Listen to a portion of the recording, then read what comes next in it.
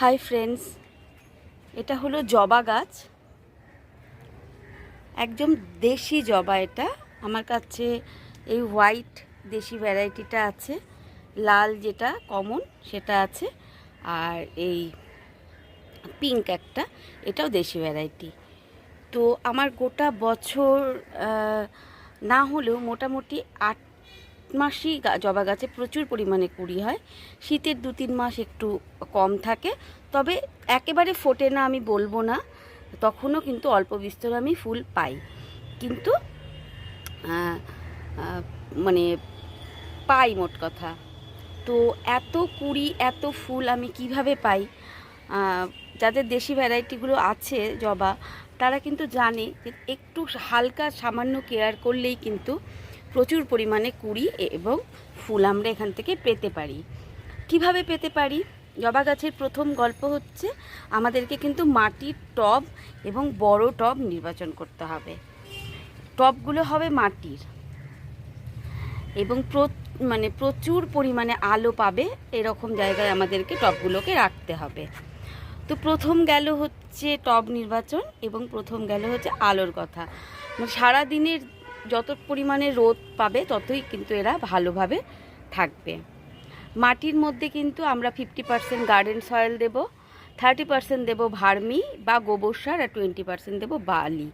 জলটা মাটিটা এমনভাবে তৈরি করব যে জলটা যেন দিলাম এবং ভালো করে মাটিটা ভিজিয়ে কিন্তু জলটা যেন নেমে বেরিয়ে যায়, জল গাছের গোড়ায় যেন দাঁড়িয়ে না থাকে। পরবর্তীর কথা হচ্ছে যে সার মাটি দেওয়ার পরেও আমাদের আরেকটা কর্তব্য থাকে যে প্রতি মাসে ওপরের লেয়ারটাকে ভালো করে খুঁচিয়ে নিয়ে আমরা কিন্তু একটু করে অল্প করে ঝুড়ো গোবর সার বা আমরা পাতা পচা সার বা ভার্মি আমরা কিন্তু দেব। কারণ জবা গাছের একটা ব্যাপার থাকে যে এরা কিন্তু একটু খাবার দাবার একটু পছন্দ করে, তো সেই কাজটা আমাদেরকে করতে হবে, মাসে একবার হলেও দিতে হবে। আর এরা আর একটা জিনিস খুব ভালোবাসে এবং যেটা এদের জন্য ভীষণভাবে উপকারী, তো সেটা হলো লিকুইড কম্পোস্ট, লিকুইড সার। সেই লিকুইড সারটা কি হবে? যেটা গাছে পোকামাকড়ও দমন করবে। জবা গাছে ভীষণ পিঁপড়ে, মিলিবাগ, নানা রকমের মাকড়সা, এগুলো কিন্তু জবা গাছে ভীষণ পরিমাণে হয়। তার জন্য একটা সার আছে, সেটা হলো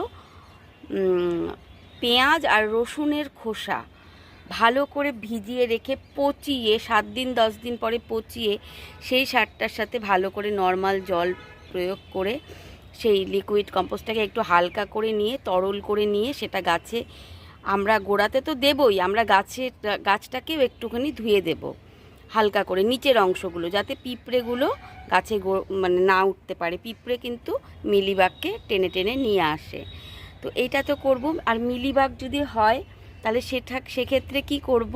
সেক্ষেত্রে আমরা একতারা পাওয়া যায় বাজারে, নিয়ে এসে 1 লিটার জলে 5 ml দিয়ে গুলে আমরা স্প্রে করব। সেটা মাসে একবার করব। যদি মিলিবাগ আসে তাহলে আমরা মাসে 2বারও করতে পারি। সেক্ষেত্রে মিলিবাগগুলোকে আমরা পরিষ্কার কাপড়ের টুকরো দিয়ে ভালো করে ধুয়ে পরিষ্কার করে নিয়ে সেই জায়গাগুলো আমরা দেবো। আগে পরিষ্কার করতে হবে, সাদা সাদা যেগুলো থাকে সেগুলো আগে ভালো করে পরিষ্কার করে তারপরে আমরা সেটা একতারাটা দেব। আচ্ছা, যাদের জবা গাছে কোনো রকম কোনো মিলিবাগ নেই তারাও কিন্তু এই একটা প্রয়োগ করবে, সেটা হলো হলুদ দিয়ে জল। 1 চামচ জল 1 লিটার জলের মধ্যে গুলে নিয়ে, 1 চামচ হলুদ 1 লিটার জলের মধ্যে গুলে নিয়ে ভালো করে গাছটা কিন্তু ধুয়ে দিতে হবে। ধুয়ে দিলে কি হবে যে এই পোকা বা এই যে মিলিবাগের অত্যাচার থেকে গাছটা কিন্তু অনেকটাই ভালো থাকবে। এই যে আমার গাছে দেখো বন্ধুরা, যে আমি যে কিন্তু প্রতি 7 দিন 10 দিন 15 দিন অন্তর কিন্তু হলুদ জল দিয়ে ধুয়ে দিই গাছটাতে, তাতে কিন্তু পোকামাকড়ের আক্রমণটা কম হয়। জবা গাছে যত পোকামাকড়ের আক্রমণ কম হবে তত ভালো থাকবে জবা ফুল, না হলে পোকামাকড় কিন্তু ফুল কড়ি সব খেয়ে নেয়। আচ্ছা, আর একটা কাজ করব, যারা বলবে যে কুড়ি কেমন করে, এত পরিমাণে কুড়ি কিভাবে? কুড়ি তো আমাদের এত পরিমাণে হয় না, তো তাদেরকে আমি বলবো যে মাসে আরও একটা তরল সার আমি ব্যবহার করি, সেটা হচ্ছে কলার খোসা ভেজানো জল। কলার খোসা আর ডিমের খোসা দুটোকে সমপরিমাণে ভালো করে ছোট ছোট করে ভেঙে বা কুচি কুচি করে কেটে নিয়ে 1 লিটার একটা বক্সের মধ্যে বা একটা কৌটোর মধ্যে ভালো করে সেটাকে পচিয়ে নিয়ে সেই জলটার সাথে নর্মাল জল ডাইলিউট করে সুন্দর করে আমি গাছের গোড়ায় দিয়ে দিই। তাতে কিন্তু এই রকম ফুল পাই। আর জবা গাছের আর একটা সমস্যা হচ্ছে মাঝে মাঝেই পাতা হলুদ হয়ে পড়ে যায়, এটা খুব নর্মাল, ন্যাচারাল। কিন্তু তাও যদি বেশি পরিমাণে পড়ে তাহলে এই খাবারগুলো আমি যেগুলো বললাম এগুলো যদি দিতে থাকো তাহলে দেখবে যে এটা কিন্তু পরিমাণ হবে না। আর রিপটের গল্পটা হচ্ছে জবা গাছকে আমাদেরকে বছরে একবার রিপট করতেই হবে।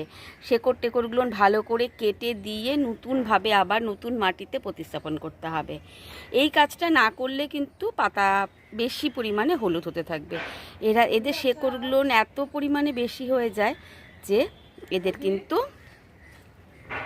কিন্তু খুব তাড়াতাড়ি শেকড় একদম লেগে খুব বাজে অবস্থায় চলে যায়। তো সেইটা আমরা করব। তো এটা হলো পুরো জবা গাছের কেয়ার। তোমরা এটাকে ফলো করো, দেখবে তোমাদেরও গাছে কিন্তু প্রচুর পরিমাণে ফুল আসবে। তো বাই ফ্রেন্ডস, সবাই ভালো থেকো, সুস্থ থেকো। আর আমার চ্যানেলটাকে যদি ভালো লেগে থাকে অবশ্যই সাবস্ক্রাইব করে পাশে থেকো। বাই।